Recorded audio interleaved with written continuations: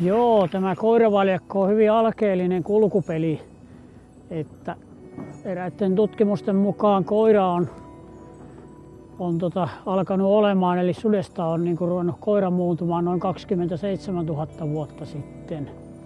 Se, että arktisilla alueilla yleensä on onnistuttu asumaan, niin siihen on tarvittu ihmiselle apuriksi joku eläin. Että yksi oli, että se kesytti peurasta poron ja selvisi sitten sinne tuntralle ja pääsi vielä pitemmälle, kun kesytti suden, joka toimi sitten pyyntikumppanina.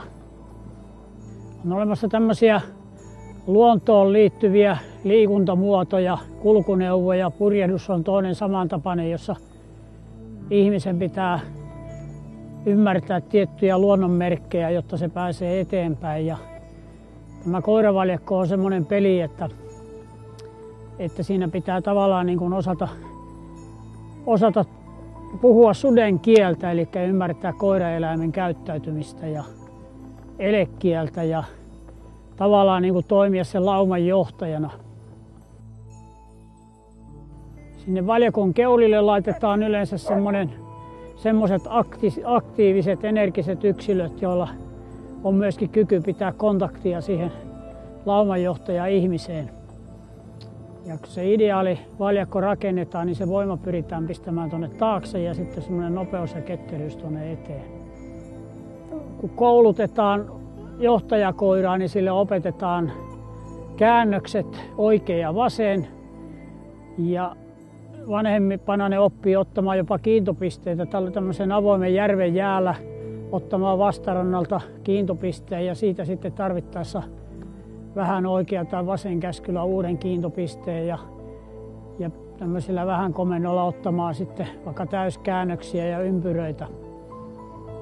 Ja ajajan täytyy tämmöisessä rekeä ajaessaan